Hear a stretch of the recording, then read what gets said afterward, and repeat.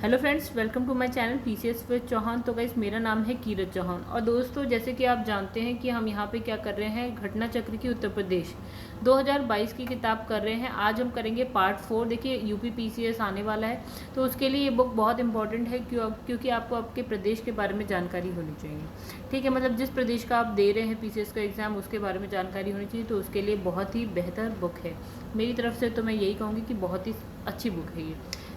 चलिए फिर आगे बढ़ते हैं। एक चीज़ और दोस्तों, अगर आप ये मेरा चैनल है, अगर आप चैनल को ओपन करते हैं और क्या कहते हैं, जैसे ही आप प्लेलिस्ट में जाएंगे तो आप अन्य सब्जेक्ट जो घटना चक्र बुक के हैं वो भी आप कर सकते हैं। जैसे कि अभी 2 चल रहा है, हमने दृष्टि घटना चक्र और यूपी स्पेशल घटना चक्र तो हम कर ही रहे हैं। उसके अलावा अभी जो हमने रोक रखा है वो है वर्ल्ड ज्योग्राफी, जो घटना चक्र की है वो करना चाहें तो आप बिल्कुल कर सकते हैं। अभी हमने 70 वीडियो डाली है, ज़्यादा नहीं है। हाँ, उसके बाद सारे सब्जेक्ट हम कंप्लीट कर चुके हैं। जैसे जनरल हिंदी अगर आपको करनी है घटना चक्र की, या पॉलिटी करनी है, इंडियन पॉलिटी करनी है, तो वो आप देख सकते हैं। वीडियोस प्लेलिस्ट में आपको सारे मिल जाएंगे। जैसे कि यहाँ पे लिखा है इंडियन ज्योग्राफी हम कंप्लीट करा चुके हैं, वर्ल्ड मॉडर्न हिस्ट्री कंप्लीट हो चुकी है, एंशियंट हिस्ट्री कंप्लीट हो चुकी है, और यहाँ पे फिजिक्स कंप्लीट हो चुकी है गाइज। तो अगर आप इसकी वीडियोस देखना चाहते हैं तो देख सकते हैं, विद एक्सप्लेनेशन है गाइज। ये नहीं है कि मैंने सिर्फ यहाँ पे रीड किया है, मैंने बाकी सब्जेक्ट रीड नहीं करे। हालांकि जो मैं अभी चल रहा है वो ज़रूर रीड कर रही हूँ, लेकिन यहाँ पर मैंने पूरा समझा के उसको कंप्लीट करा है। चलिए, अगर आप इंटरेस्टेड हो तो आप जाके देख सकते हैं। और गाइज, अगर आपको वीडियो पसंद आएगी तो प्लीज़ वीडियो को लाइक करिएगा। चैनल को सब्सक्राइब नहीं किया है तो चैनल को सब्सक्राइब कर लीजिएगा। अपने दोस्तों को शेयर करिएगा अगर आपको मेरे जो ये सारे सब्जेक्ट्स हैं वो आपको पसंद आए। ठीक है, या जो मैं अभी चला रही हूँ, लाइक उत्तर प्रदेश के बारे में जानना है तो आप वीडियो को शेयर कर सकते हैं। एंड कमेंट करके ज़रूर बताइएगा कि आपको वीडियो या मेरा समझाना कैसा लगा। चलिए आगे बढ़ते हैं अब हम। तो दोस्तों, जहाँ तक कर चुके थे हम उसके आगे की बात करते हैं। चलिए एक बार हम लोग क्या करते हैं ना, इंडेक्स देख लेते हैं कि हमने क्या क्या कर लिया और हमें कितना करना है। तो गाइस, ये रहा हमारे पास इंडेक्स, और आप यहाँ पे देख सकते हैं कि हम क्या क्या कर चुके हैं। ठीक है, और हमें कितना करना है। देखिए हम कहाँ तक कर चुके हैं, हम बताते हैं आपको।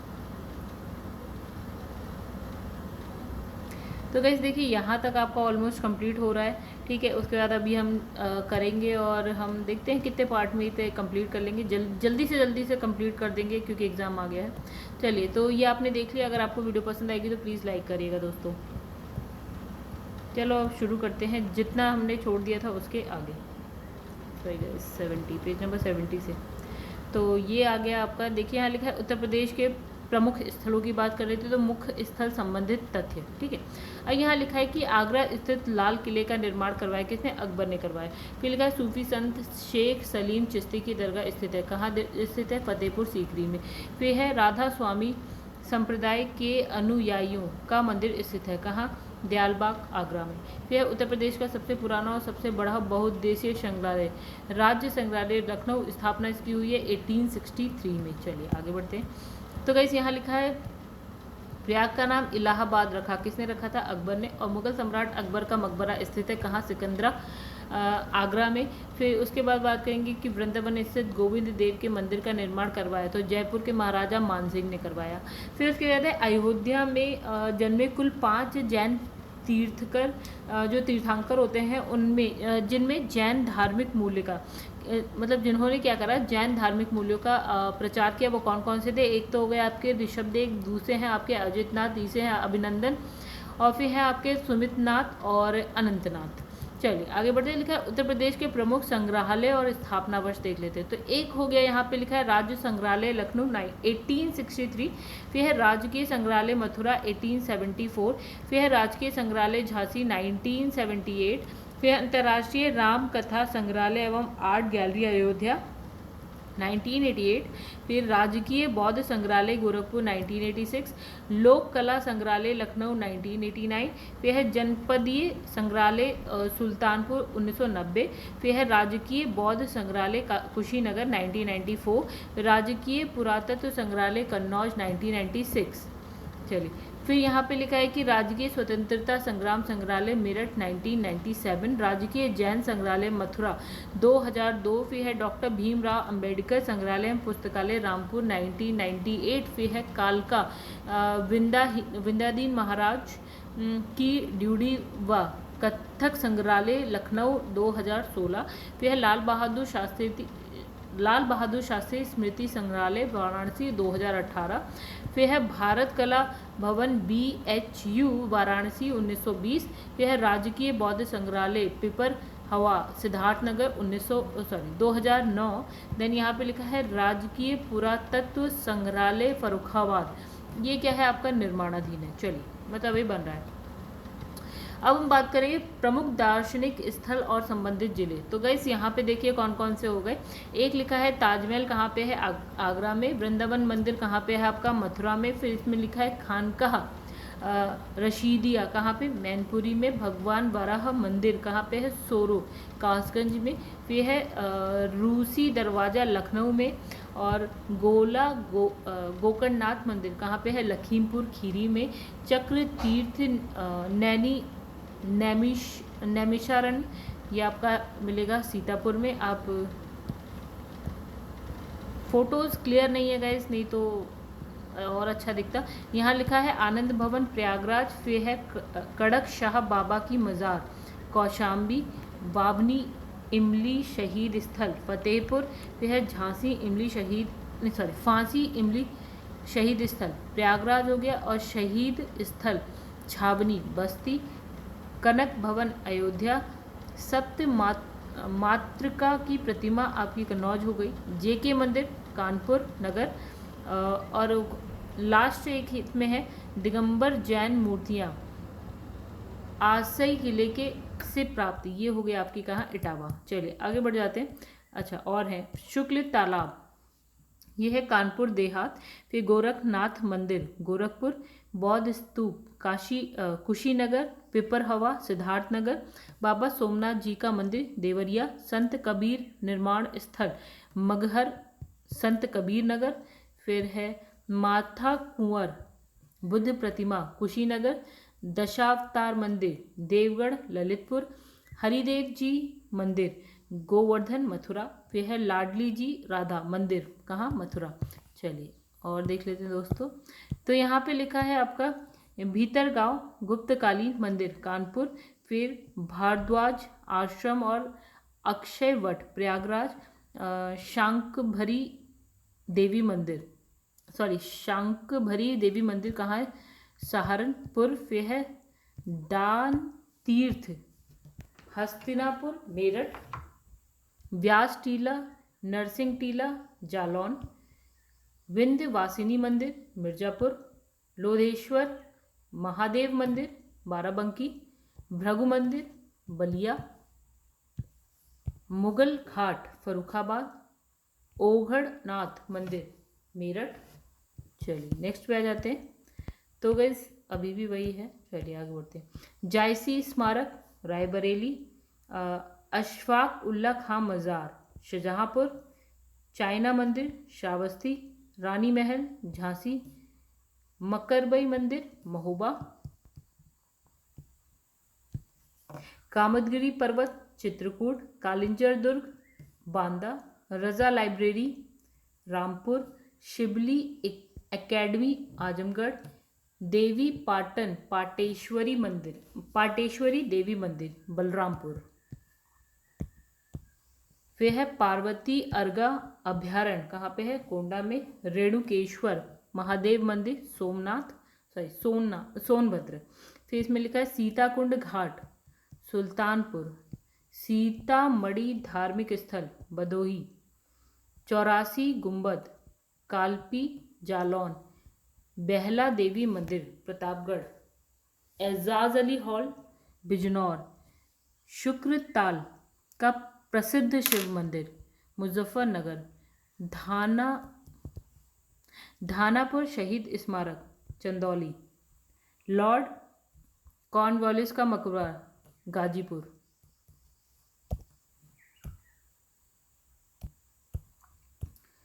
तो दोस्तों आगे देखते हैं। यहाँ लिखा है देवकली मंदिर औरैया। विक्टोरिया हॉल घंटाघर हरदोई। तुलसी स्मारक बांदा। शेख सलीम चिश्ती का मकबरा फतेहपुर सीकरी आगरा। इमामबाड़ा एवं छतर मंजिल लखनऊ। फिर है लाल दरवाज़ा मस्जिद जौनपुर।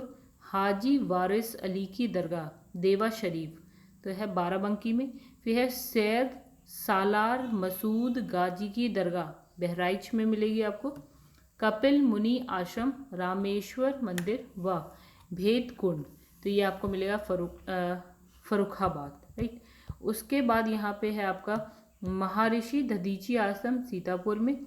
फिर है आपका शेमकली देवी मंदिर, पद्मावती सती मंदिर, जयचंद का किला, हाजी शरीफ दरगाह, ये सब आपको मिलेगा कन्नौज में।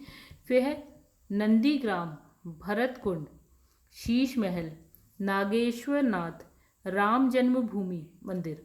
फिर है कनक भवन, मणि पर्वत, वाल्मीकि रामायण भवन, ये सब आपको मिलेगा अयोध्या में। सैयद शाह अब्दुल रज्जाक की दरगाह बाराबंकी में। महर्षि दुर्वासा आश्रम प्रयागराज में। फिर है कुंतेश्वर मंदिर बाराबंकी, माता राजराजेश्वरी मंदिर उन्नाव। चलिए आगे बढ़ते हैं दोस्तों। फिर यहाँ लिखा है उत्तर प्रदेश प्रमुख सांस्कृतिक संस्थान व नक्षत्रशालाएं। चलिए तो दोस्तों ये थोड़ा सा क्लियर नहीं है, बट मैं इसे रीड करूंगी, आप लोग सुनिएगा। तो यहाँ लिखा है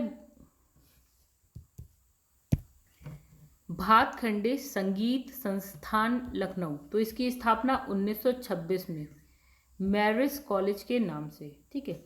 लेकिन बाद में नाम बदलकर भातखंडे हिंदुस्तानी संगीत महाविद्यालय संगीतकार पंडित विष्णु नारायण भातखंडे के नाम पर रखा गया।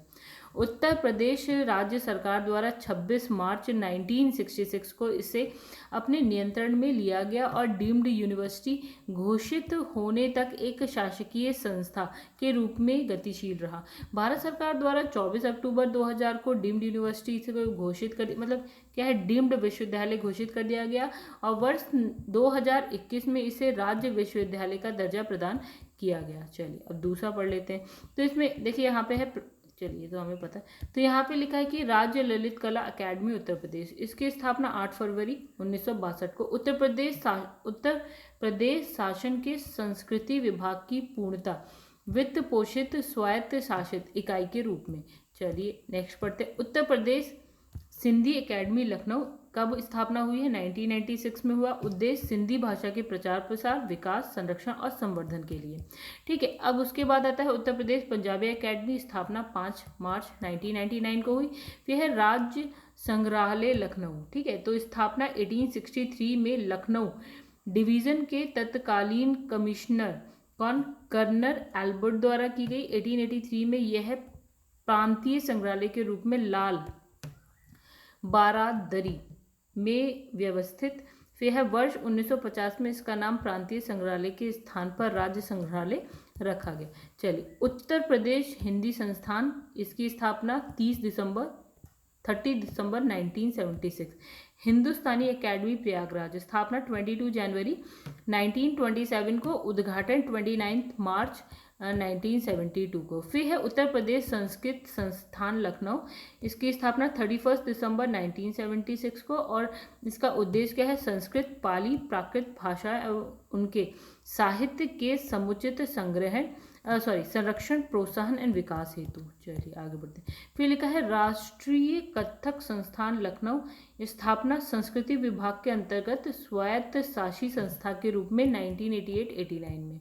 फिर उत्तर प्रदेश संगीत नाटक अकेडमी, इसकी स्थापना 13 नवंबर 1963। फिर उत्तर प्रदेश राजकीय अभिलेखागार, तो स्थापना 1949 में इलाहाबाद, मतलब अब जो प्रयागराज है वहाँ पे सेंट्रल रिकॉर्ड ऑफिस में।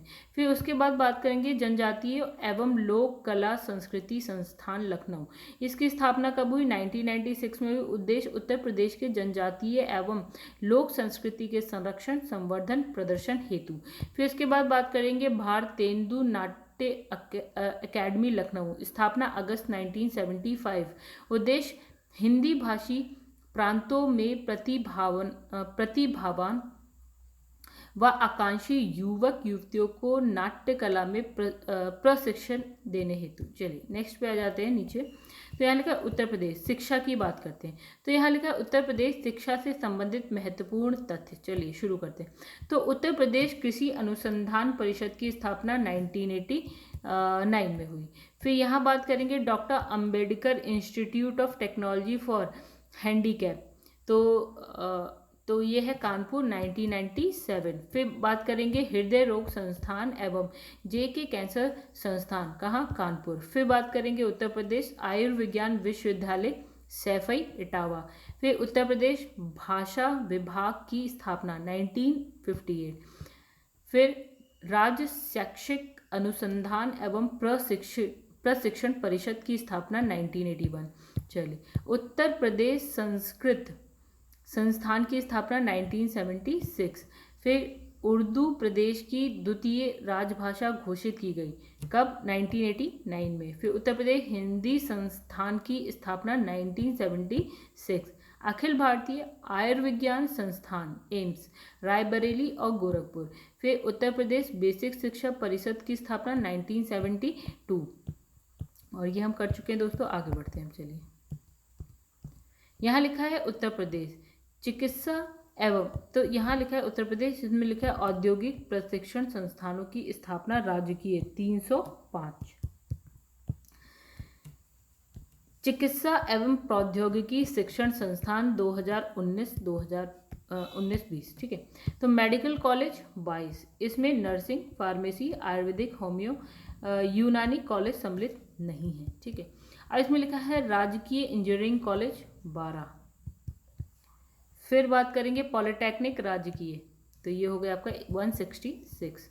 फिर देखिएगा इस यहाँ के उत्तर प्रदेश में स्थित प्रमुख शिक्षण संस्थान एवं संबंधित स्थापना अधिसूचना वर्ष, स्रोत क्या है आपका, विश्वविद्यालय अनुदान आयोग, मतलब UGC, ठीक है। आगे बढ़ते हैं, तो यहाँ लिखा है केंद्रीय विश्वविद्यालय 31 मार्च 2021 की स्थिति के अनुसार। चलिए आइए देख लेते हैं। तो एक है इलाहाबाद विश्वविद्यालय इलाहाबाद प्रयागराज, कब बना, 1887 में। बनारस हिंदू विश्वविद्यालय वाराणसी 1916। अलीगढ़ मुस्लिम विश्वविद्यालय अलीगढ़ 1920। बाबा साहेब भीमराव अंबेडकर विश्वविद्यालय लखनऊ 1996।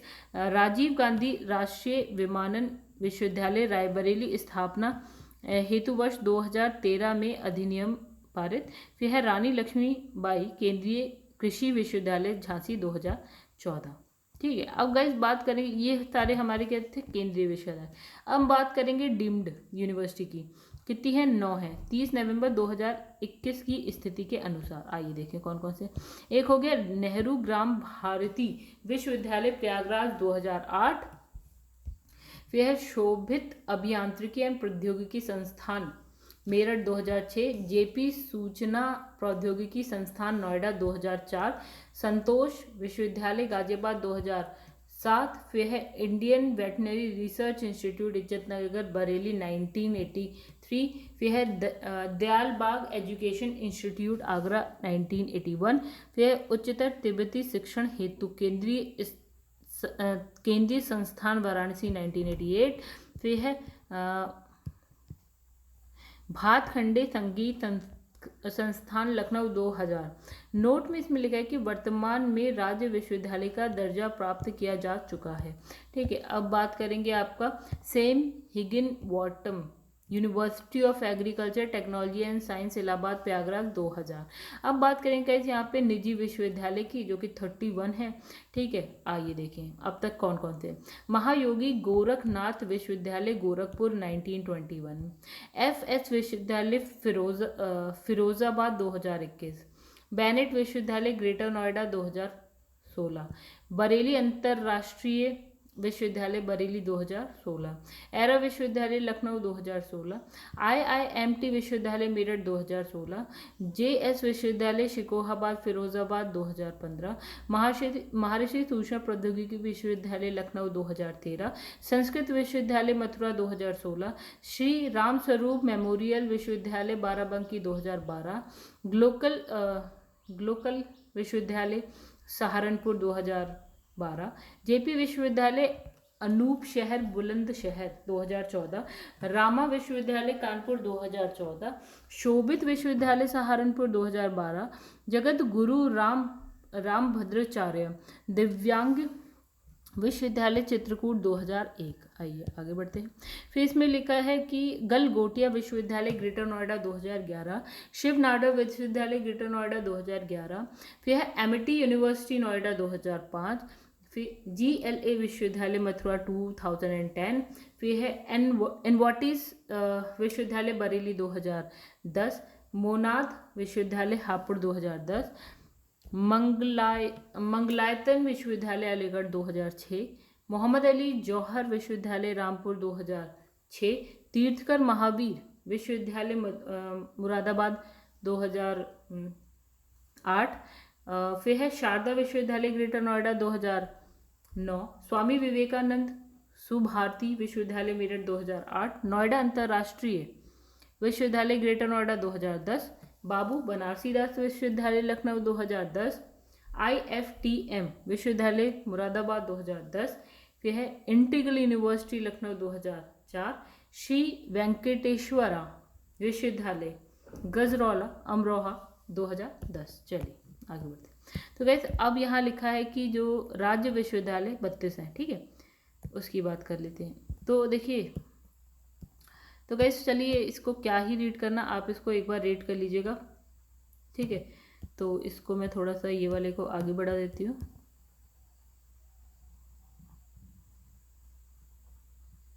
और आगे देखिए, अच्छा इसके नोट में देखिए क्या लिखा है। उत्तर प्रदेश, यहाँ पे लिखा है डॉक्टर राम मनोहर लोहिया अवध विश्वविद्यालय अयोध्या 1975, ठीक है। नोट में लिखा है कि उत्तर प्रदेश सरकार ने फैजाबाद का नाम बदलकर क्या अयोध्या कर दिया है, अतः विश्वविद्यालय की वेबसाइट पर अयोध्या प्रदर्शित है, किंतु UGC की वेबसाइट पर अभी भी फैजाबाद का उल्लेख है, ठीक है।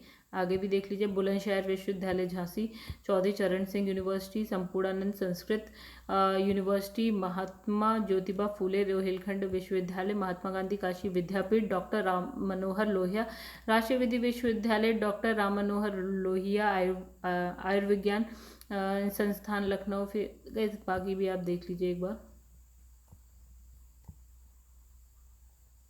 ये बस आपको नॉलेज होनी चाहिए कि कौन कौन से हैं।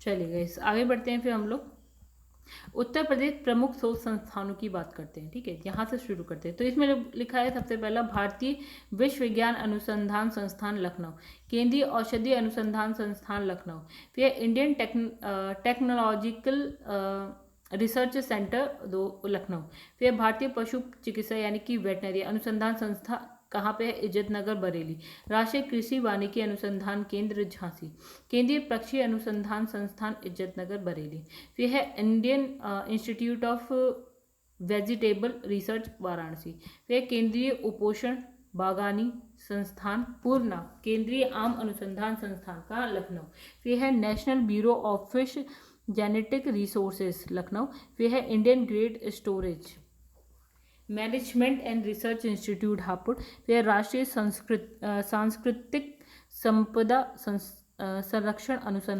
अनुसंधानशाला लखनऊ, गोविंद बल्लभ पंत सामाजिक विज्ञान संस्थान प्रयागराज, भारतीय कालीन प्रौद्योगिकी संस्थान Bhadohi, national institute of biologicals Noida NIB, ठीक है।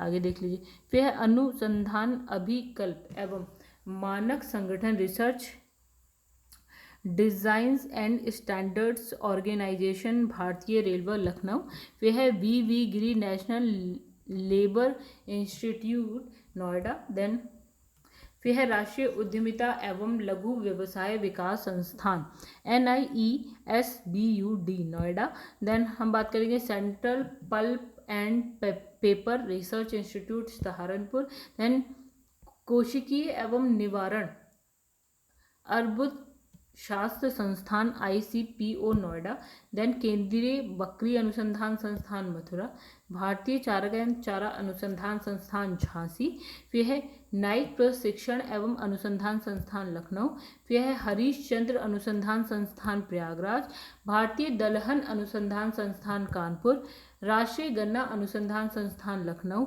फिर है Indian institute of handloom technology Varanasi, then Birbal Sahni institute of palaeobotany Lucknow, यह राष्ट्रीय संकरा संस्थान NSI कानपुर, देन राष्ट्रीय वनस्पति अनुसंधान संस्थान लखनऊ।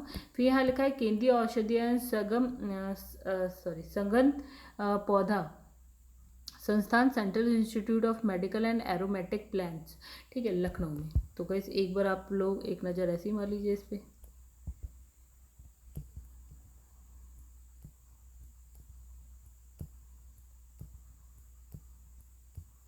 चलिए अब लिखा है कि उत्तर प्रदेश में स्थित प्रमुख पार्क, ठीक है, एक बार ऊपर से आप देख लीजिए, फिर मैं पढ़ती हूँ सारे के सारे।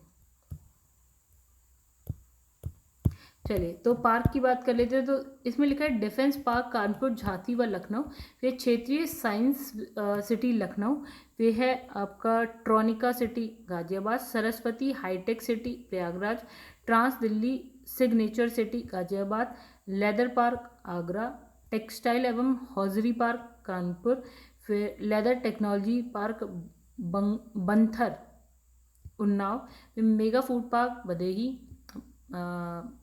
बहेड़ी बरेली, फिर है software technology park of India, कहाँ पे है आपका नोएडा, तो night safari park greater Noida, फिर है जैव प्रौद्योगिकी पार्क लखनऊ, थीम पार्क पर्यटन संबंधी आगरा, वेब सिटी गाजियाबाद, फिर है एग्रो पार्क आपका बाराबंकी व वाराणसी, सोलर सिटी कार्यक्रम आगरा प्रयागराज मथुरा, रक्षा औद्योगिक गलियारा अलीगढ़ आगरा झांसी चित्रकूट कानपुर और लखनऊ, विज्ञान एवं प्रौद्योगिकी उद्यमिता विकास पार्क कानपुर, फिर है आपका बुद्धा थीम पार्क जो है आपका सारनाथ वाराणसी, टॉय सिटी आपका ग्रेटर नोएडा, मेडी सिटी आपका चक गंजरिया लखनऊ, फिर है electronic city Noida, perfume city Kannauj, lion safari park Etawah, फिर है साइबर सिटी कानपुर, फिर है apparel textile park tronica city Ghaziabad, science park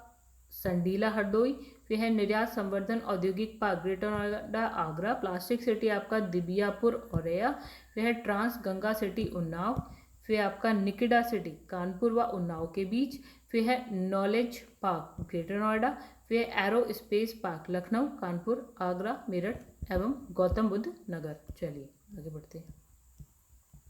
यहाँ लिखा है उत्तर प्रदेश अंतरिम बजट 2022-23। चलिए पढ़ें क्या लिखा है। 16 दिसंबर 2021 को उत्तर प्रदेश के वित्त मंत्री सुरेश खन्ना, कौन है गाइस आपको पता होना चाहिए, सुरेश खन्ना द्वारा वित्तीय वर्ष 2022-23 के लिए अंतरिम बजट जो है प्रस्तुत किया गया।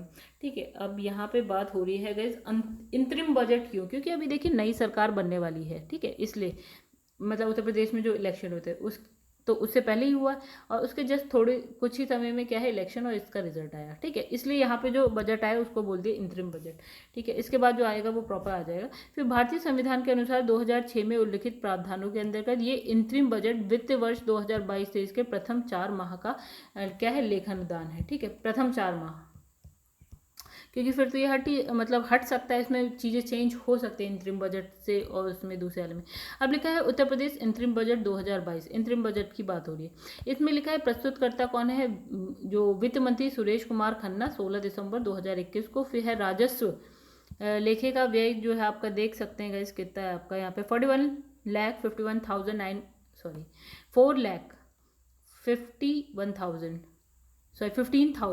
4,15,195.95 करोड़ रुपए अनुमानित है। ठीक है, ये कोई फिक्स नहीं होता है, अनुमानित होता है। अब लिखा है पूंजी लेखा जो आपका व्यय है वो आपका है 1,30,174.74 करोड़ रुपए अनुमानित है ये भी।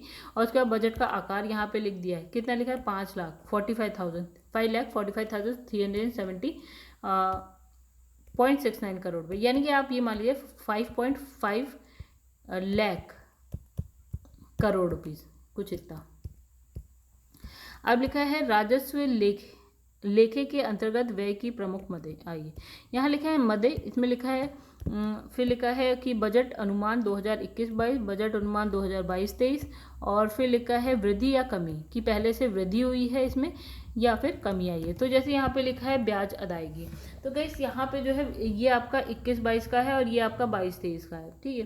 तो इसे हम कुछ इस तरह 43,000 मान लो, यहाँ पे 45,000, तो ये यहाँ से यहाँ पे बढ़ गया है, यानी कि वृद्धि हुई है। कितनी वृद्धि हुई है? 3.52% की वृद्धि हुई है, ठीक है, 2021-22 से 22-23 में, राइट।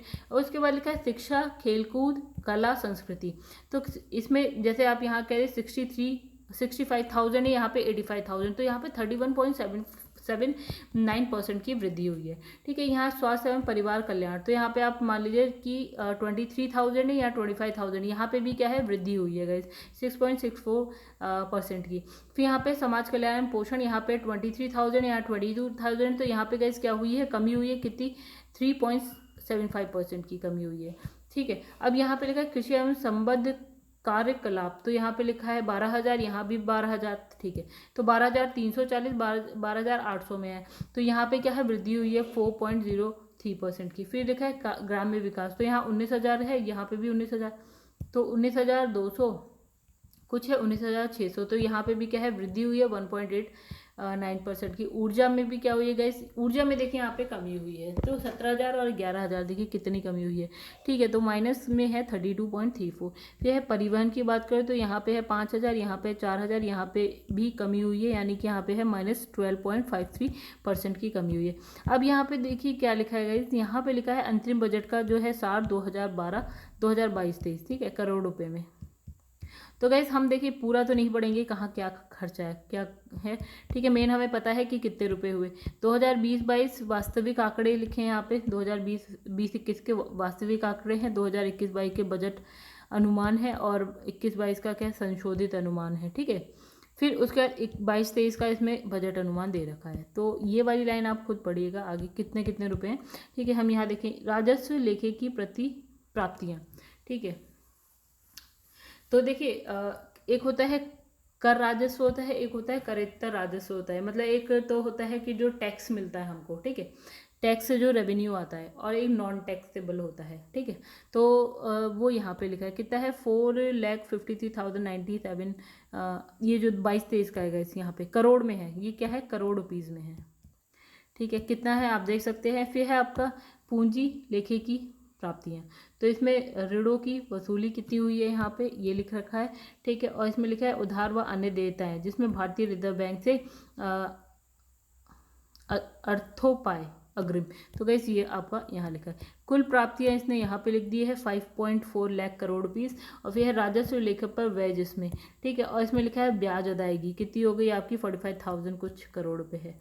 फिर है पूंजी लेखे पर ब्याज जिसमें पूंजीगत परिव्यय है, ऋण की अदायगियां हैं, जिसमें भारतीय रिजर्व, वही सेम चीज़ लिखिए।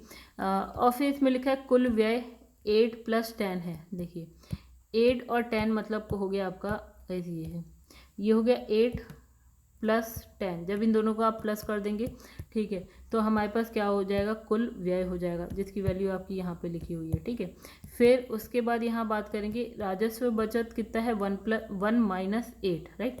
तो देखिए 1 पे आइए, सॉरी, तो ये हो गया आपका 1 वाला, ठीक है, ये -8, ये हो गया -8। जब इसको आप माइनस कर देंगे तो आपके पास आ जाएगा राजस्व बचत, ठीक है। फिर है राजकोषीय घाटा, यहाँ पे लिखा है प्रारंभिक घाटा 15 - 9 कर दें, ठीक है, उसी तरह से तो हो जाएगा। तो इसमें राज्य का जो है स्वर का कर राजस्व केंद्रीय करों में राज्यांश शामिल है, ठीक है। कहाँ पे गई इस बात हो रही है? जहाँ पे ये स्टार लगा हुआ है, आइए देखें हमारे पास कहाँ पे स्टार लगा है। तो ये है कर राजस्व, ये वाला स्टार की बात कर रहा है ये, ठीक है। और दूसरा यहाँ पे देखिए क्या लिखा है, करेत्तर राजस्व में @ का साइन है, तो @ यहाँ क्या कह रहे हैं? इसमें राज्य का स्वयं का करेत्तर राजस्व और केंद्र से प्राप्त अनुदान सम्मिलित है, ये दोनों चीज़ें। चलिए आगे बढ़ जाते हैं। फिर यहाँ पे लिखा है राज्य कोषीय सेवाएं, इसमें लिखा है राज्य वस्तु एवं सेवा कर से राजस्व संग्रह का लक्ष्य 83,545 करोड़ रुपए निर्धारित किया गया है। फिर स्टैंप और पंजीकरण से राजस्व संग्रह का लक्ष्य जो है आपका 28,050 करोड़ रुपीस निर्धारित किया गया है। वाहन कर से राजस्व संग्रह का लक्ष्य 10,285 करोड़ रुपीस निर्धारित किया गया है। फिर लिखा है अंतरिम बजट अनुमान 2022-23 एक दृष्टि। तो प्रस्तुत बजट का आकार कितना हमने बोला 5.4 लाख करोड़ रुपीस। कुल प्राप्तियां 5 ये सेम होंगी गाइस, आसपास है ठीक है इतने करोड़ अनुमानित है। फिर कुल प्राप्तियों में जो है 4,53,097 ठीक है करोड़ रुपए की राजस्व प्राप्तियां। और फिर आपकी यहाँ आ गई पूंजीगत प्राप्तियां, तो ये हो गई आपकी 91,739 करोड़ रुपीस क्या है आपकी पूंजीगत प्राप्तियां। ठीक है, उसके बाद कुल व्यय भी लिखा है यहाँ पे। तो गैस देखिए जितनी इसने बजट है ठीक है, यहाँ पे कुल व्यय उतना नहीं, थोड़ा सा उससे ज़्यादा। तो देखिए यहाँ पे सॉरी ये रहा आपका ठीक है, इस तो सेम टू सेम नंबर ठीक है। कुल व्यय में इसने कहा राजस्व लेखे का व्यय और यहाँ पे है पूंजी लेखे का व्यय, अलग अलग कर दिया। लेकिन जब आप इन दोनों को ऐड करोगे ना, दिस वन और दिस वन, इनको ऐड करोगे तो कितना आएगा, ये वाला नंबर आएगा। फिर लिखा है लोक लेखे से 6,000 करोड़ रुपए की शुद्ध प्राप्तियां अनुमानित है। फिर है समस्त लेन देन का शुद्ध परिणाम कितना 5,465.87 करोड़ रुपीस अनुमानित। राजस्व बजट आपका ये रहा। फिर राजकोषीय घाटा यहाँ पे लिखा है और जो वर्ष के लिए अनुमानित सकल राज्य घरेलू उत्पाद का कितना हो गया आपका गाइस 3.02% है। तो ये डेटा आपको थोड़ा याद रहना चाहिए। फिर प्राप्तियों का जो है विवरण की बात करें, यानी कि 2022 से बजट अनुमान। अब लिखा है इसमें कुल प्राप्तियां कितनी हो गई, ये वाला डेटा तो आपको पता 55,44,836.56 करोड़ रुपीस ठीक है। यानी कि इसमें क्या है गाइस, जो 21-22 का पुनरीक्षित अनुमान है उससे वृद्धि हुई है, मतलब इससे ज़्यादा है ये वाला ठीक है। कितना ज़्यादा है, ये रहा आपका 74,818.76 करोड़ रुपीस। अब देखिए जो प्राप्तियां हैं वो दो टाइप की होती हैं, एक हो गया राजस्व प्राप्ति, एक होता है पूंजीगत प्राप्ति ठीक है। जब आप इन दोनों को प्लस करोगे ना, ये राजस्व प्राप्ति है, पूंजीगत प्राप्ति है, जब आप इन दोनों को प्लस कर देंगे तो हमारी कौन सी प्राप्ति हो जाएगी, ये वाली ठीक है। तो 2000 इसमें ये है, इसमें लिखा है 2021-22 के पुनरीक्षण अनुमान से क्या है आपका 0.05% अधिक है, और 2021-22 के पुनरीक्षित अनुमान से ये कितनी 19.6% अधिक है ठीक है। अब यहाँ पे हम बात करेंगे कि राज्य के स्वयं के कर राजस्व के विभिन्न मदों में वृद्धि ठीक है। तो देखिए इसमें लिखा है राज्य वस्तु और सेवा कर में इतने करोड़ रुपए ठीक है। अब कितने करोड़ है ये आप देख लीजिए। फिर वाहन कर में इतने, और राज्य उत्पाद शुल्क में 10,000 कुछ करोड़ रुपए। फिर स्टैम्प एंड पंजीकरण फीस में इतने करोड़ रुपए।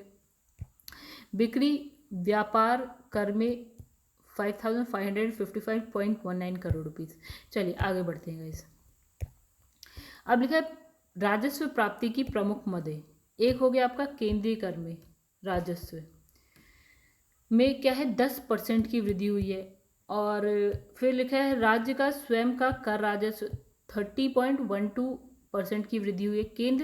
केंद्र सरकार से सहायता अनुदान में क्या हुआ है गाइस 7.60% की वृद्धि हुई है ठीक है। अब यहाँ पे लिखा है पूंजी लेखे की प्राप्तियां कुल 9,000 गाइस ये है आपकी 91,739 करोड़ रुपीस ठीक है। तो 0.05% की इसमें भी वृद्धि हुई है पहले से। तो यहाँ पे लिखा है केंद्र सरकार से कर्ज और अग्रिम, तो 78.67% की वृद्धि हुई है। ऋणों और अग्रिमों की वसूली 9.99% की वृद्धि हुई है। और फिर इसमें लिखा है राज्य सरकार का आंतरिक ऋण 12.23% की इसमें भी वृद्धि हुई है ठीक है। अब यहाँ पे क्या लिखा है इस इमेज में है कि 2022-23 में केंद्र सरकार से प्राप्ति, तो लिखा है केंद्रीय करों में राज्यांश ठीक है, सहायता अनुदान, फिर है कर्ज तथा अग्रिम। तो कुल है यहाँ पे कितना लिखा है 22 23,536.08 करोड़ रुपीज़। तो इसमें लिखा है 2021-22 के पुनरीक्षित अनुमान से क्या हुआ है, 4.56% की क्या हुई है, वृद्धि हुई है। चलिए आगे बढ़ते हैं, व्यय का विवरण भी यहाँ पे देख लेते हैं। तो यहाँ पे लिखा है कुल व्यय कितना है गाइस, 5,45,370.69 करोड़ रुपये। ठीक है, अब इसमें भी व्यय दो टाइप के हो गए, एक हो गया आपका पूंजी लेख का व्यय हो गया, एक हो गया राजस्व लेख का व्यय हो गया।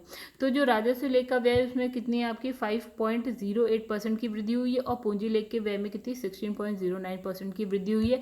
कौन से बजट से, 2021-22 के बजट अनुमान से। ठीक है, अब यहाँ लिखा है राजस्व व्यय की क्षेत्रवार मध्य 2022-23 बजट अनुमान। तो इसमें लिखा है सामाजिक सेवाएं। तो गाइस इसमें भी देखिए क्या लिखा है कि 14.50% की वृद्धि हुई है। फिर है सामान्य सेवाएं भी आप देख सकते हैं। आर्थिक सेवाएं देखिए, स्थानीय निकाय तथा पंचायती राज संस्थानों की समनुदेशन। तो गाइस इन सब में अगर आप देखें, ठीक है, तो देखिए इस वाले में आपकी वृद्धि हुई है। आपकी जो आर्थिक सेवाएं गए इसमें कमी हो रही है 7.27% की पिछले साल के बजट अनुमान से। ठीक है, और देखिए यहाँ पे भी क्या हो रही है, वृद्धि हो रही है। चलिए अब यहाँ पे देखते हैं, लिखा है पूंजीगत लेखे का व्यय। यहाँ पे लिखा है आपका 1,30,174.74 करोड़ रुपीज़। ठीक है, तो इसमें क्या है, देखिए आपका 16.09% की क्या हो रही है, यहाँ पे कमी हुई है। ठीक है, मतलब इस व्यय में पिछले साल की अपेक्षा कमी हो गई। तो पूंजीगत परिव्यय में कमी और राज्य सरकार के आंतरिक ऋण में कमी कितने परसेंट है, यहाँ पे 15 कुछ परसेंट है, यहाँ 16 कुछ परसेंट है। फिर इसमें लिखा है, इसमें आकस्मिकता निधि भी देख लेते गाइस। तो वित्त वर्ष 2021-22 में आकस्मिकता निधि शुद्ध कितनी 600 करोड़ रुपए, और वित्त वर्ष 2022-23 में ये जो निधि है वो शुद्ध, मतलब इसमें क्या है, कोई प्रावधान नहीं। ठीक है, आइए पढ़ते हैं, ये वाला पढ़ते हैं। इसमें लिखा है लोक सेवा। तो उन लेन देन को दर्शाता है जिसमें सरकार, लोक लेखा है, मैंने सेवा पढ़ दिया गाइस। तो लोक लेखा क्या है, उन लेन देन को दर्शाता है जिसमें सरकार बैंकर यह ट्रस्टी के रूप में काम करती है। फिर लिखा है प्राप्तियां और संवितरण समेकित निधि से अलग होती है। ठीक है, फिर लिखा है वित्तीय वर्ष 2022-23 में इसमें 6,000 करोड़ रुपए की शुद्ध प्राप्ति का अनुमान 2021-22 से जो है 2,500 करोड़ रुपए की वृद्धि हुई है। फिर इसका सरकार की आर्थोपाय स्थिति का प्रभाव पड़ता है। फिर है मुख्य भाग की बात करें तो भविष्य निधि है, स्थानीय निधियों की जमा हो गई, फिर है आरक्षित निधि, जमा राशि इत्यादि आदि। ठीक है, चलिए यहाँ लिखा है राजकोषीय घाटा। तो 2020-21 वास्तविक आंकड़ों में जो है इतने, यानी कि 54,622 करोड़ रुपए का राजकोषीय घाटा रहा। ठीक है, 2021-22 बजट अनुमान में जो है आपका इतने रुपए था, जो पुनरीक्षित अनुमान से इतने करोड़ रुपए अनुमानित है। तो वैसे आप करोड़ क्या है, कोई नहीं पूछ रहा। फिर लिखा है 2022-23 में जो है बजट अनुमान में इतने करोड़। देखिए परसेंट में पूछ सकता है कि क्या है, जो आपका जीडीपी का 3.02% है। ठीक है, जो ये 2022-23 में बजट अनुमान में जो है आपका राजकोषीय घाटा। ठीक है, चलिए आगे बढ़ते हैं। पूंजीगत परिव्यय की बात कर लेते हैं। तो इसमें लिखा है अब स्थापना एवं आधारभूत सेवाओं के सृजन के लिए होता है। ठीक है, फिर 2020-21 वास्तविक आंकड़ों में कितना है, 52,239 करोड़ रुपीज़ का व्यय। फिर यहाँ लिखा है कि 2021-22 बजट अनुमान 1,13,767 करोड़ रुपये। फिर पुनरीक्षित अनुमान 96,480 करोड़ रुपये। फिर 2022-23 बजट अनुमान की बात करें तो 95,793 करोड़ रुपये। चलिए आगे बढ़ते हैं। तो गैस यहाँ लिखा है समस्त लेन देन का शुद्ध परिणाम। तो 2022-23 बजट के समस्त लेन देन का शुद्ध परिणाम कितना यहाँ पे लिखा है गैस, 5,465 करोड़ रुपये। फिर यहाँ लिखा है प्रारंभिक शेष और समस्त लेन देन के उपरांत शुद्ध परिणाम के आधार पर अंतिम शेष कितना लिखा है, 26,225 करोड़ रुपये। यहाँ लिखा है राजस्व बचत। ठीक है, तो यहाँ पे 2020-21 बजट अनुमान देख सकते हैं आप और वास्तविक आंकड़े देख सकते हैं। फिर 2021-22 बजट अनुमान पुनरीक्षित आंकड़े। फिर यहाँ पे 2022 से बजट अनुमान 37,901.61 करोड़ रुपये जो है राजस्व बजट अनुमानित है। ठीक है, चलिए आगे बढ़ जाते हैं। तो यहाँ लिखा है अन्य योजनाओं हेतु बजट 2021-22 में प्रस्तावित बजट। अब इसमें लिखा है यहाँ पे योजनाएं, मिशन, कार्यक्रम का नाम और आवंटित राशि। तो गाइस आपका काम क्या है, आवंटित राशि देख लीजिएगा, बाकी योजनाएं मैं पढ़ दे रही हूँ। एक लिखा है किसानों को मुफ्त पानी की सुविधा हेतु कितने रुपए जैसे दे दिए हैं इन्होंने, 700 करोड़ रुपए। फिर है रियायती दरों पर फसली ऋण हेतु मुख्यमंत्री कन्या सुमंगल योजना। फिर है पुष्टाहार कार्यक्रम, राष्ट्रीय पोषण अभियान, महिला सामर्थ्य योजना, अटल आवासीय विद्यालय हेतु, राष्ट्रीय ग्रामीण स्वास्थ्य मिशन, आयुष्मान भारत योजना, आयुष्मान भारत मुख्यमंत्री जन आरोग्य योजना, प्रधानमंत्री मातृत्व वंदन योजना, असाध्य रोग की चिकित्सा सुविधा हेतु जल जीवन मिशन ग्रामीण, जल जीवन मिशन शहरी, फिर स्वच्छ भारत मिशन ग्रामीण। ठीक है, फिर इसके बाद हम बात करेंगे स्वच्छ भारत मिशन शहरी, प्रधानमंत्री आवास योजना शहरी, अमृत योजना, कान्हा गौशाला एवं बेसहारा पशु आश्रय योजना, मुख्यमंत्री समग्र संपदा योजना, राष्ट्रीय ग्रामीण रोजगार गारंटी योजना, राष्ट्रीय ग्राम स्वराज अभियान, फिर प्रधानमंत्री सूक्ष्म उद्योग प्रधानमंत्री सूक्ष्म खाद्य उद्योग उन्नयन योजना, ब्याज अनुदान योजना, मुख्यमंत्री युवा स्वरोजगार योजना, मध्याह्न भोजन कार्यक्रम, समग्र शिक्षा अभियान, वृद्धावस्था किसान पेंशन योजना, राष्ट्रीय पारिवारिक लाभ योजना। राइट, चलिए आगे बढ़ जाते हैं। इसमें लिखा है यहाँ पे कि पिछले वित्त वर्ष के राज्य बजट 2021-22 की प्रमुख घोषणाएं। चलिए लिखा है किसानों के उत्थान और उनकी आय दोगुना करने के उद्देश्य से वर्ष 2021-22 में आत्मनिर्भर कृषि समन्वित विकास योजना क्रियान्वित की जा रही है। असंगठित क्षेत्र के श्रमिकों को सुलभ चिकित्सा सुविधा उपलब्ध कराने के उद्देश्य से मुख्यमंत्री जन आरोग्य योजना का प्रारंभ किया गया है, जिसके लिए 100 करोड़ रुपए की व्यवस्था की गई है। मुख्यमंत्री जन आरोग्य योजना के तहत राज्य के किसानों को भी शामिल किया गया है। लिखा है महिलाओं की सुरक्षा हेतु मिशन शक्ति लागू किया गया। फिर है पूर्व में संचालित पोषण कार्यक्रम के साथ साथ मुख्यमंत्री सक्षम सुपोषण योजना का क्रियान्वयन वित्त वर्ष 2021-22 से किया जा रहा है। महिला सामर्थ्य योजना ग्रामीण अंचलों में महिला दुग्ध उत्पादकों के स्वयं सहायता समूह की आजीविका में वृद्धि एवं संवर्धन हेतु वित्त वर्ष 2021-22 से ये नई योजना क्रियान्वित की जा रही है। इसके लिए 200 करोड़ रुपए का आवंटन किया गया है। कोविड-19 महामारी से उत्पन्न समस्या के निराकरण हेतु आर्थिक रूप से पिछड़े क्षेत्रों के लिए त्वरित निवेश प्रोत्साहन नीति 2020 घोषित की गई है। वित्तीय समावेशन कार्यक्रम तथा प्रधानमंत्री जनधन योजना के अंतर्गत 31 जनवरी 2021 तक लगभग 7.202 करोड़ जो है बैंक खाते खोले जा चुके हैं। 5.12 करोड़ खाते के रुपए डेबिट कार्ड निर्गत किए जा चुके हैं। साथ ही प्रदेश की समस्त पंचायतों में बिजनेस करेस्पॉन्डेंट सखी को चयनित एवं प्रशिक्षित करने की योजना चलाई जा रही है। ठीक है, आगे ओके एक और है। तो राज्य के युवाओं को विभिन्न प्रतियोगी परीक्षाओं में सफलता दिलाने के उद्देश्य से निःशुल्क कोचिंग हेतु मुख्यमंत्री अभ्युदय योजना जो है प्रारंभ की गई है। अब लिखा है लॉकडाउन के फलस्वरूप विभिन्न प्रदेशों से वापस आए प्रदेश के श्रमिकों व कामगारों को रोजगार व स्वरोजगार उपलब्ध कराने के उद्देश्य से मुख्यमंत्री प्रवासी श्रमिक उद्यमिता विकास योजना का क्रियान्वयन। इस योजना हेतु 100 करोड़ रुपए की बजट व्यवस्था प्रस्तावित है।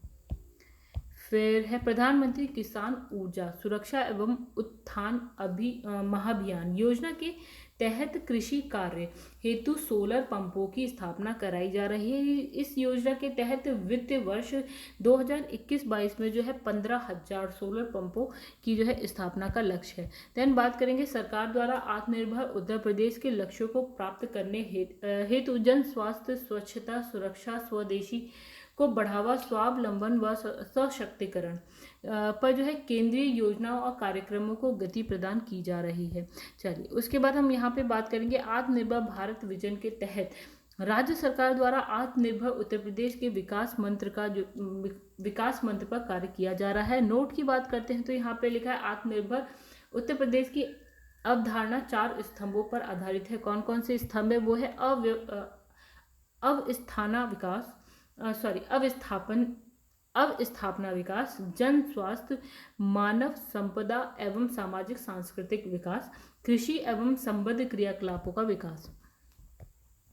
चलिए गाइस, और एक देख लेते हैं। तो लिखा है उत्तर प्रदेश सरकार द्वारा वर्ष 2021 के लिए प्रस्तुत बजट का केंद्र बिंदु प्रदेश के समग्र और समावेशी विकास द्वारा विभिन्न वर्गों का स्वावलंबन से सशक्तिकरण है, जबकि वर्ष 2017-18 का बजट किसानों को, 2018-19 का बजट औद्योगिक विकास को, 2019-20 का बजट महिलाओं के सशक्तिकरण को, 2020-21 का बजट युवाओं की शिक्षा, कौशल संवर्धन, रोजगार, मूलभूत अवस्थापना तथा त्वरित न्याय को समर्पित है।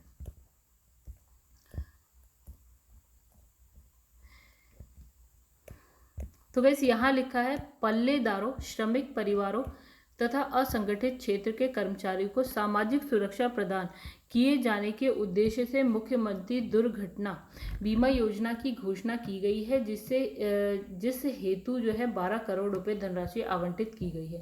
कामगारों, श्रमिकों की सामाजिक आर्थिक सुरक्षाओं तथा सर्वांगीण विकास के उद्देश्य की प्राप्ति हेतु उत्तर प्रदेश कामगार एवं श्रमिक सेवा योजना एवं रोजगार आयोग का गठन किया गया। तो प्रधानमंत्री आत्मनिर्भर स्वस्थ भारत योजना के अंतर्गत संजय गांधी PGI लखनऊ में लेवल 3 की बायो सेफ्टी लैब तथा राज्य के 45 जनपदों में राजकीय मेडिकल कॉलेज संस्थानों तथा चिकित्सा विश्वविद्यालयों में क्रिटिकल केयर हॉस्पिटल ब्लॉक की स्थापना की जाएगी। प्रदेश के 13 जनपदों के निर्माणाधीन मेडिकल कॉलेजों के लिए जो है 1950 करोड़ रुपए की व्यवस्था प्रस्तावित है। प्रदेश के 16 असेवित जनपदों में PPP मोड पर मेडिकल कॉलेज संचालित कराए जाने हेतु जो है 48 करोड़ रुपए की व्यवस्था प्रस्तावित है। फिर KGMU के अधीन लखनऊ में institute of virology and infectious diseases के अंतर्गत बायो सेफ्टी लैब लेवल 4 की लैब की स्थापना का लक्ष्य, जो उत्तर भारत में अग्रणी लैब होगा। इसके अलावा डायबिटिक रेटिनोपैथी उपचार केंद्र की स्थापना KGMU लखनऊ तथा राजकीय मेडिकल कॉलेज प्रयागराज एवं मेरठ में की जाएगी। उन्नत मधुमेह केंद्र की स्थापना SGPGI लखनऊ में की जाएगी। फिर है जनपद अयोध्या में निर्माणाधीन एयरपोर्ट का नाम मर्यादा पुरुषोत्तम श्री राम हवाई अड्डा अयोध्या होगा। तो गाइस इस बॉक्स को भी देख लेते हैं। देखा है मुख्यमंत्री कृषक दुर्घटना कल्याण योजना। तो इस योजना के अंतर्गत 5 लाख रुपए की आर्थिक सहायता दी जाती है। इस योजना का आच्छादन बढ़ाते हुए उन व्यक्तियों को भी पात्रता की श्रेणी में रखा गया है जो खातेदार एवं स्वयं खातेदार किसानों के परिवार के कमाऊ सदस्य हों, साथ ही ऐसे भूमिहीन व्यक्ति भी जो पट्टे से प्राप्त भूमि पर अथवा बटाई पर खेती करते हों। इस योजना हेतु राज्य बजट में 600 करोड़ रुपए का प्रावधान किया गया है। चलिए आगे देख लेते हैं। तो गाइस नेक्स्ट इसमें लिखा है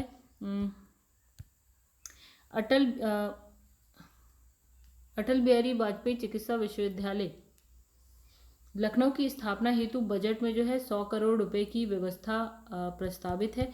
यह कुशीनगर एयरपोर्ट को केंद्र सरकार द्वारा अंतर्राष्ट्रीय एयरपोर्ट घोषित किया गया है। इस प्रकार राज्य में शीघ्र ही 4 अंतर्राष्ट्रीय एयरपोर्ट लखनऊ, वाराणसी, कुशीनगर, गौतम बुद्ध नगर में होंगे। भारत सरकार की उड़ान योजना रीजनल कनेक्टिविटी स्कीम के तहत प्रदेश के अलीगढ़, आजमगढ़, मुरादाबाद, श्रावस्ती, चित्रकूट, सोनभद्र क्या है मयूरपुर में हवाई सेवा हेतु एयरपोर्ट विकसित किए जा रहे हैं। फिर है राज्य के 10 शहरों जैसे कि आपका हो गया लखनऊ, कानपुर, प्रयागराज, वाराणसी, आगरा, सहारनपुर, बरेली, झांसी, मुरादाबाद, अलीगढ़ को स्मार्ट सिटी हेतु चयनित किया गया है। फिर है योजनागत इन शहरों हेतु 2000 करोड़ रुपए की व्यवस्था प्रस्तावित है। त्वरित आर्थिक विकास योजना की बात करें तो इस योजना का उद्देश्य राज्य में विकास कार्यों को त्वरित गति से जो है कार्यान्वित करना है, जिसमें मुख्य रूप से ग्रामीण क्षेत्रों में अब स्थापना सुविधाओं का विकास किया जाना सम्मिलित है। तो इस योजना हेतु जो है 2500 करोड़ रुपए की बजट व्यवस्था प्रस्तावित है। फिर मुख्यमंत्री सक्षम सुपोषण योजना। तो किशोरियों एवं बच्चों में कुपोषण की समस्या के निवारण हेतु नई योजना वित्तीय वर्ष 2021-22 से क्रियान्वयन।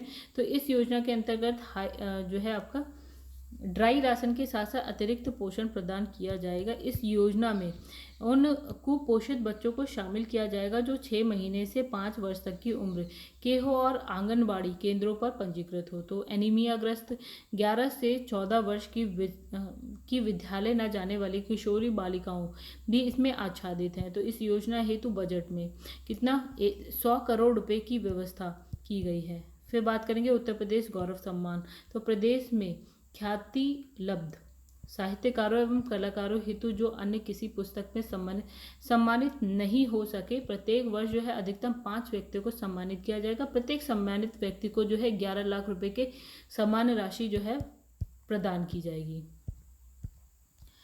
इस बात करते हैं आत्मनिर्भर कृषक समन्वित विकास योजना। तो इस योजना का उद्देश्य है किसानों का उत्थान और उनकी आय को दोगुना करना।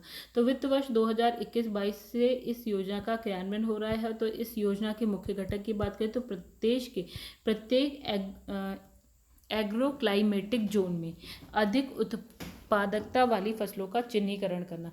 फिर है उत्पादकता कृषि हेतु नवीन तकनीक और निवेश को बढ़ावा देना। देन चयनित उत्पादों का मूल्य संवर्धन।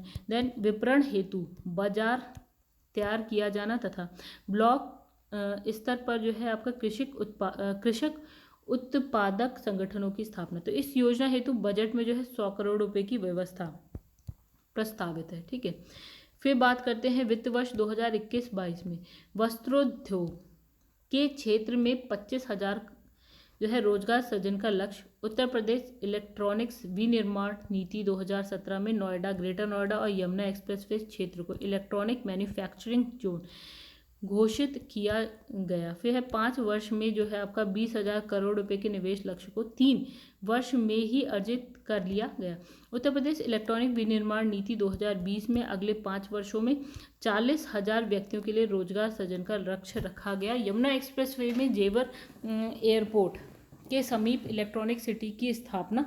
बुंदेलखंड में रक्षा इलेक्ट्रॉनिक्स मैन्युफैक्चरिंग क्लस्टर की स्थापना का लक्ष्य रखा गया है। फिर है इसमें बात करेंगे राजकीय एवं सहायता प्राप्त माध्यमिक विश्वविद्यालय में कार्यरत अतिथि विषय विशेषज्ञ के मासिक मानदेय की धनराशि जो हाई स्कूल और इंटर स्तर की क्रमशः 8,000 रुपये और 10,000 रुपये थी को बढ़ाकर 12,000 और 15,000 कर दिया गया। फिर इसमें लिखा है 60 वर्ष से अधिक आयु के वृद्ध एवं विपन्न कलाकारों को 2,000 रुपये प्रतिमाह की कल्याणकारी मासिक पेंशन योजना संचालित है। फिर राज्य में वर्ष 2019 में लगभग 53 करोड़ पर्यटक आए, जिसमें भारतीय पर्यटकों की संख्या 53.60 करोड़ है और विदेशी की संख्या कितनी है? विदेशी पर्यटकों की 47 लाख है। फिर लिखा है अयोध्या एवं वाराणसी में पर्यटन सुविधाओं के विकास एवं सौंदर्यीकरण हेतु 100 करोड़ रुपए की व्यवस्था प्रस्तावित है। अयोध्या में इस बार पुनः दीपोत्सव का आयोजन 13 नवंबर 2020 को किया गया तथा 6.06 लाख से अधिक जो है दीप जलाकर गिनीज वर्ल्ड रिकॉर्ड बनाया गया। ठीक है, चलिए आगे बढ़ते हैं। तो यहाँ लिखा है कृषि प्रमुख तथ्य। तो राज्य में कुल प्रतिवेदित क्षेत्र 242 लाख हेक्टेयर है, जिसमें 165 लाख हेक्टेयर में खेती की जाती है। फिर नेक्स्ट है आपका कृषि क्षेत्र की लक्षित विकास दर 5.1% प्राप्त करने हेतु 2021-22 में खाद्यान्न उत्पादन का लक्ष्य 644 लाख मीट्रिक टन और तिलहन उत्पादन का लक्ष्य 13 लाख मीट्रिक टन निर्धारित किया गया है। फिर राज्य में वर्ष 2020-21 में खरीफ उत्पादन का लक्ष्य 223 लाख मीट्रिक टन, रबी का लक्ष्य जो है 417 मीट्रिक टन और तिलहन का 12 लाख मीट्रिक टन। फिर इसमें लिखा है वर्ष 2020-21 में बीज विपणन के 61 लाख कुंतल के लक्ष्य के सापेक्ष वर्ष 2021-22 में 62,50,000 क्विंटल बीजों के वितरण का लक्ष्य प्रस्तावित। फिर हम बात करेंगे गन्ना विकास और चीनी उद्योग की। तो उत्तर प्रदेश देश का सबसे बड़ा गन्ना और चीनी उत्पादक राज्य है। चीनी उद्योग प्रदेश के 45 लाख गन्ना आपूर्तिकर्ता किसानों के परिवार की आजीविका का मुख्य आधार है। फिर इसमें बात कर रहे हैं कि पेराई सत्र 2019-20 में राज्य में जो है 26.79 लाख हेक्टेयर में गन्ने की खेती की गई थी। जबकि वर्तमान पेराई सत्र 2020-21 में गन्ना क्षेत्रफल जो है आपका 27.40 लाख हेक्टेयर है। यह पेराई सत्र 2019-20 एवं 20-21 में चीनी उत्पादन क्रमशः कितना 126.37 लाख टन और 125 लाख टन अनुमानित है। यह पेराई सत्र 2020-21 में राज्य में जो है 119 चीनी मिलें जो है संचालित है। राज्य की पिपराइच चीनी मिल गन्ने के रस से सीधे एथेनॉल बनाने वाली उत्तर भारत की पहली चीनी मिल होगी। फिर बात करेंगे दुग्ध विकास और मत्स्य की। तो वैश्विक स्तर पर भारत सर्वाधिक दुग्ध उत्पादक देश है तथा देश में दुग्ध उत्पादन के क्षेत्र में उत्तर प्रदेश प्रथम स्थान पर है।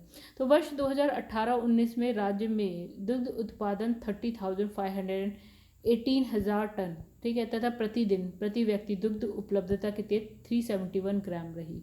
भारत सरकार द्वारा 21 नवंबर 2020 को आयोजित विश्व मत्स्यिकी दिवस 2020 के अवसर पर राज्य को बेस्ट इनलैंड स्टेट हेतु प्रथम पुरस्कार दिया गया। ठीक है, अब यहाँ पर लिखा है वित्त वर्ष 2021-22 में प्रारंभ की जा रही नई योजना प्रधानमंत्री मत्स्य संपदा योजना हेतु 243 करोड़ रुपीस की जो है व्यवस्था प्रस्तावित है। अब बात करेंगे गाइज यहाँ पे उत्तर प्रदेश आर्थिक समीक्षा 2020-21 राज्य अर्थव्यवस्था एवं लोकवित्त। तो गाइज यहाँ लिखा है वर्ष 2019-20 में सकल राज्य घरेलू उत्पाद यानी कि जैसे होता है ना जीडीपी होता है, तो यहाँ पे जी के बाद एस लगा देते हैं, स्टेट लगा देते हैं। ठीक है, जीएसडीपी वृद्धि दर। गाइस यहाँ लिखा है स्थिर कीमतों पर आधार वर्ष 2011-12, तो यहाँ हो गई आपकी 3.8%। ठीक है, और यहाँ लिखा है प्रचलित चालू कीमतों पर कितनी है आपकी यहाँ पे 6.5%। चलिए दोस्तों, यहाँ लिखा है सकल राज्य मूल्य वर्धन की स्थिति। तो गाइस एक बार ये चार्ट आप देख लीजिएगा। वर्ष 2019-20 में क्षेत्रवार वृद्धि दर और जीएसवीए में योगदान एक बार आप देख लीजिएगा गाइस, क्योंकि इससे क्या होता है, ये मैं बार बार जब इसे ही पढ़ूंगी तो गाइस क्या होगा ना, वीडियो की लेंथ बढ़ जाएगी।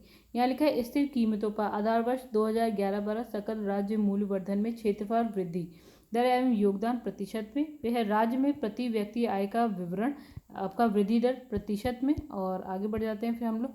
यहाँ लिखा है राज्य अर्थव्यवस्था एवं लोक वित्त संबंधित अन्य प्रमुख तथ्य की बात कर लेते हैं। चलिए आइए क्या लिखा है यहाँ पे। लिखा है राज्य के संसाधन मुख्य रूप से राज्य के अपने संसाधन तथा केंद्र सरकार से, एक मिनट दोस्तों, अंतरण के आधार पर प्राप्त होते हैं। राज्य के राजस्व के प्रमुख स्रोत कर, करित्तर राजस्व तथा केंद्र सरकार से अंतरण केंद्रीय अंतरण के स्रोत हैं। केंद्रीय करों के विभाज्य अंश में राज्य का अंश और केंद्र से प्राप्त अनुदान। ठीक है, राज्य की राजस्व आय में राज्य के कर और करित्तर राजस्व का अंश वर्ष 2018-19 के वास्तविक आंकड़ों के अनुसार 45.53% था, अर्थात राज्य की कुल राजस्व प्राप्ति में लगभग 54.47% अंश केंद्र सरकार से अंतरण के माध्यम से प्राप्त होता है। तो जुलाई 2017 से देश में वस्तु एवं सेवा कर यानी कि जीएसटी प्रणाली लागू हो गई है। ज्ञात है कि पेट्रोलियम उत्पादों से प्राप्त होने वाले कर को छोड़कर मूल्य वर्धित कर यानी कि वैट के सभी घटक जीएसटी में समाहित हो गए हैं तथा मनोरंजन कर और लग्जरी कर भी जीएसटी में समाहित हो गया है। फिर लिखा है वित्तीय वर्ष 2019-20 के पुनरीक्षित अनुमानों के अनुसार राज्य के स्वयं के कर राजस्व में जीएसटी की हिस्सेदारी लगभग 39.5% है, जबकि वैट का अंश कितना है 16.7%। फिर लिखा है कि राज्य उत्पाद शुल्क का अंश 21.9% हो गया है और स्टैंप और पंजीकरण शुल्क का अंश 13.4% है। राज्य का स्वयं का कर राजस्व इन्हीं मदों से प्राप्त होने वाले कर पर ही जो है मुख्यतः निर्भर रहता है। ठीक है, अब यहाँ लिखा है राज्य के स्वयं कर राजस्व की संरचना 2019-20। तो गाइस यहाँ पे जैसे आप देख सकते हैं ये हो गया 1 जीएसटी है 39.5% एंड 2 पे है 21.9% के साथ राज्य उत्पाद शुल्क है, 3 पे है मूल यानी कि वैट है, मूल संवर्धित कर 13.6% है। फिर आपका स्टैम्प पंजीकरण शुल्क आपका कितना है 30.4% है। फिर उसके बाद है विद्युत कर जो कि आपका कितना है 2.3% है। फिर है भू राजस्व गैस आपका कितना है 0.5% है। फिर है वाहन कर जो है आपका 5.7% है। ठीक है, आइए देखें और तो यहाँ क्या लिखा है, पूंजीगत परिव्यय राज्य। पूंजीगत परिव्यय राज्य की विकासात्मक गतिविधियों को प्रदर्शित करने वाला व्यय है। यद्यपि पूंजीगत परिव्यय का कोई मानक निर्धारित नहीं है, फिर भी यह सकल राज्य घरेलू उत्पाद के प्रतिशत के रूप में जितना अधिक होगा राज्य के लिए बेहतर माना जाता है। तो राज्य के पूंजीगत परिव्यय का जीएसडीपी से प्रतिशत जो है 2018-19 में 4.23% और 2019-20 पुनरीक्षित अनुमान में कितना 4.68% के स्तर पर रहा। फिर बात यहाँ पे करते हैं, तो राज्य सरकार की ऋण सेवा के दो घटक हैं। तो ऋण का प्रतिसंदाय एवं ब्याज अदायगी, जिसमें विगत वर्षों में लगातार कमी हुई है। एक दशक पूर्व ऋण सेवा का राजस्व प्राप्ति से अनुपात 26% से अधिक था, जो वर्ष 2015-16 तक घटते हुए 14.5% के स्तर पर आ गया। इसके उपरांत यद्यपि ऋण सेवा में वृद्धि परिलक्षित हो रही है, यह वर्ष 2018-19 में ये 16% के स्तर पर आ गई, 19-20 में 16.2% का अनुमान है। ठीक है, अब यहाँ बात करेंगे दोस्तों, लिखा है राज्य में ऋणों की संरचना में सर्वाधिक अंश बाजार ऋण का है।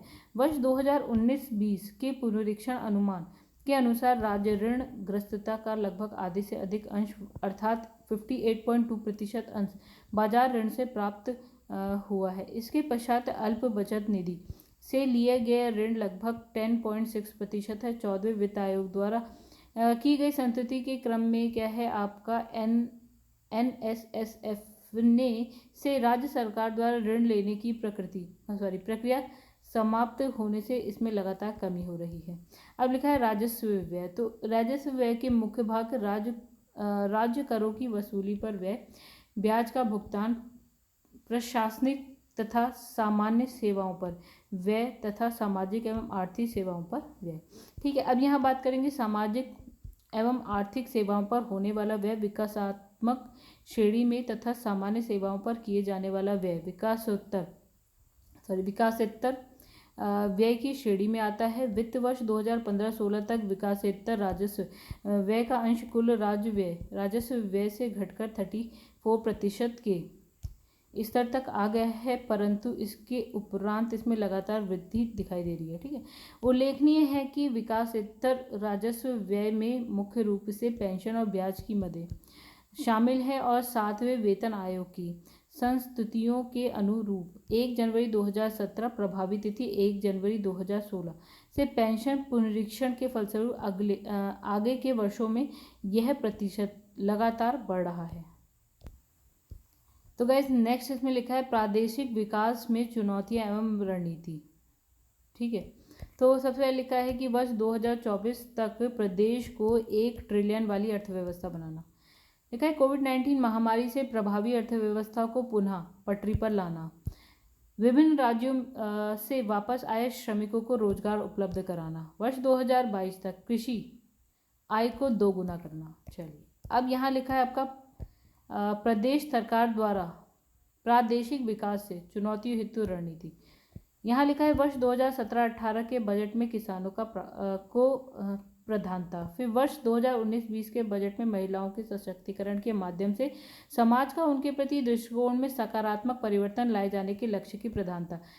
बजट 2018-19 में क्या है, औद्योगिक विकास को प्रधानता, और 20-21 वाले में क्या है, बजट में युवाओं को शिक्षा, कौशल संवर्धन, रोजगार के साथ प्रदेश की जनता को मूलभूत